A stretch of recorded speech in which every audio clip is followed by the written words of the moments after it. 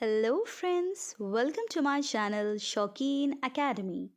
आज मैं फिर से हूँ हाजिर आपके सामने NIOS का ब्लॉग 506 लेकर यूनिट नंबर 3 जिसका पार्ट नंबर 4 है। इसके अंदर हम बहुत सारी थ्योरीज कर चुके हैं। ठीक है, आज एक और थ्योरी के साथ स्टार्ट करते हैं, एल्फ्रेड एडलर की थ्योरी। ठीक है, जिनका जन्म 7 फरवरी 1870 में हुआ था वियना में रुडोल्फ शिम में, और इनकी मृत्यु 28 मई 1937 को हो गई थी। ये एक ऑस्ट्रियन मेडिकल डॉक्टर थे।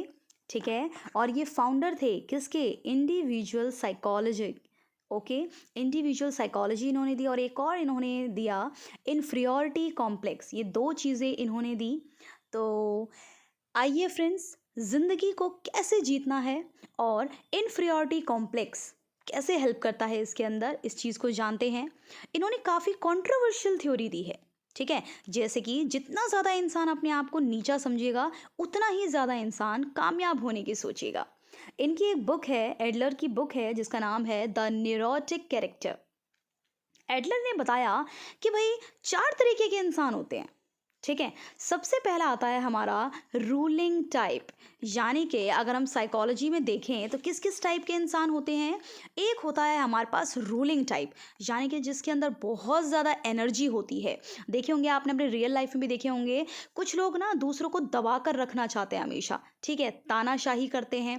कुछ लोगों के अंदर नेतृत्व का गुण जो है ना वो बहुत ज़्यादा होता है, ऐसे लीडर बन के घूमते हैं सबके। ठीक है, एक होता है पॉजिटिव लीडरशिप, एक होता है नेगेटिव।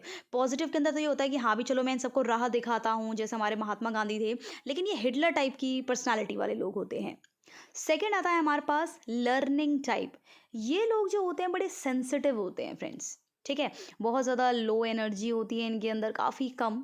ये दूसरों पे ना डिपेंडेंट होते हैं। ठीक है, ये कर दो वो कर दो, इनको ना खुद नहीं करते हैं कुछ भी काम। ठीक है, दूसरे लोगों पे डिपेंडेंट रहते हैं। इन लोगों को क्या होता है, बाद में एनजाइटी, स्ट्रेस, फोबिया, जितने भी साइकोलॉजिकल डिसऑर्डर्स होते हैं ना वो सारे इनको हो जाते हैं। ठीक है, क्योंकि ये सब पे डिपेंडेंट रहेंगे, बाद में अपने आप कुछ कर ही नहीं पाएंगे। तीसरे तरीके के लोग होते हैं अवॉइडिंग टाइप, यानी कि अपनी ही दुनिया में मगन रहने वाले लोग। उनको किसी चीज़ से मतलब ही नहीं है। ठीक है, उनको किसी की ज़रूरत ही नहीं है, वो अपनी ही दुनिया में अपने आप ही मस्त रहते हैं बिल्कुल। इनके अंदर बहुत ज़्यादा बिल्कुल लो एनर्जी होती है। ठीक है, लर्निंग टाइप में तो होती ही लो एनर्जी है, इसके अंदर और भी कम लो एनर्जी होती है। ओके, नेक्स्ट आता है हमारे पास लास्ट, सोशली यूजफुल टाइप। ये बेस्ट होता है। इसके अंदर हम मेंटली फिजिकली हर तरीके से जो है हम हेल्दी होते हैं। ठीक है, यानी कि सबसे मिलनसार होंगे, ना किसी पर डिपेंडेंट होंगे। किसी के अगर किसी को सहायता चाहिए तो हम वो भी करेंगे। ठीक है, तो इस तरीके से हमने देखे 4 तरीके की पर्सनालिटी वाले लोग होते हैं। एडलर के अनुसार यौन आवेग यानी कि सेक्स इम्पल्स नहीं, बल्कि आत्मस्थापन प्रमुख प्रेरणा है, यानी कि सेल्फ असर्शन। एडलर का मानना है कि बचपन की अपर्याप्तता यानी कि इनएडिक्वेसी आरंभ में हीन भावना विकसित करने में मुख्य रूप से जिम्मेदार है। यानी कि बचपन में होता है ना, पेरेंट्स ही सब कुछ काम कर देते हैं, बड़े सारे काम कर देते हैं, नहीं नहीं बेटा तुमसे नहीं हो पाएगा, मैं करूँगी। तो बचपन से ही ना बच्चे के अंदर एक हीन भावना आनी शुरू हो जाती है कि अरे ये वाला काम मैं नहीं कर सकता क्या। आपने बच्चों को देखा होगा डॉक्टर के किट उठाते हैं, लड़कियों को देखा होगा किचन सेट उठाती हैं, मैं ये काम कर रही हूँ मम्मा, मैं ये कर रही हूँ, इस तरीके से। हीन भावना का उदय जीवन में अपूर्णता या कमी के कारण होता है।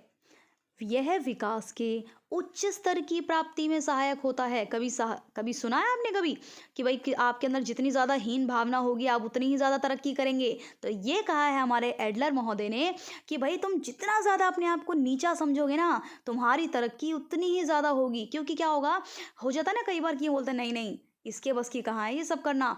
तो आपके अंदर एक ना पॉजिटिव मोटिवेशन आती है कि नहीं यार मैं इनको दिखाता हूँ। अब मैं कभी कभी हम MTS का ही पेपर फेल हो जाता है तो हम ये बोल देते हैं ना भाई पड़ोसी लोग या फिर रिश्तेदार कि भाई इनसे नहीं हो पाएगा। तो फिर हम क्या करते हैं, अब तो हम IAS क्लियर करके दिखाएंगे।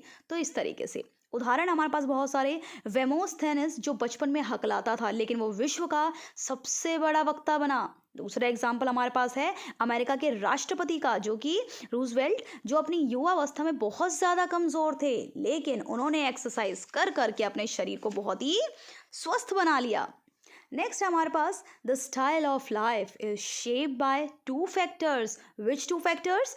First one is inner self and second one is forces within the environment. यानी कि जीवन शैली एक सिद्धांत है जिसके द्वारा किसी व्यक्ति का व्यक्तित्व कार्य करता है. यानी कि दो ही चीज़ें होती हैं, या तो हमारा जो अंदरूनी मन है, हमारा इनर सेल्फ है, या फिर जो हमें बाहर से जो है एक फोर्स है जो हमें खींच रहा है, हमारे एनवायरनमेंट से जो हमें चीज़ें मिल रही हैं.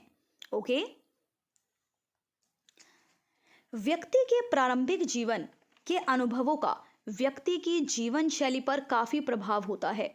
यानी कि जो भी हमारे पास्ट एक्सपीरियंसेस हैं, हमारे जीवन पर उसका बहुत फ़र्क पड़ता है. पास्ट में आपका जीवन कैसा रहा है, कैसा नहीं रहा है, वो आपके फ्यूचर को काफ़ी ज़्यादा अफेक्ट करता है. पहले आपने बचपन में किसी पे डिपेंडेंट थे या बिल्कुल इंडिपेंडेंटली सारे सारे काम करते थे, इन सब चीज़ों का ना काफ़ी ज़्यादा फ़र्क पड़ता है. एडलर का मानना है कि प्रत्येक व्यक्ति एक स्वयं की रचना करता है, उसकी आनुवंशिक विरासत या फिर पर्यावरण से प्राप्त अनुभवों पर वो आधारित होता है. एडलर कहते हैं जबकि जीवन शैली जो है ना वो यांत्रिक है, सृजनात्मक स्वयं अन्वेषित है और कुछ ऐसा बनाता है जो पहले कभी था ही नहीं. यानी कि आपको आनुवंशिक रूप से कुछ मिला हो या नहीं मिला हो, लेकिन बाद में आपको अपने एनवायरनमेंट से जो भी चीज़ें मिली है ना, आप उससे बहुत कुछ बना सकते हो. ठीक है. यह सृजनात्मक स्वयं जीवन को अर्थपूर्ण बनाता है और यह पोषण द्वारा प्रभावित होता है. Thank you so much. Thank you for watching my video.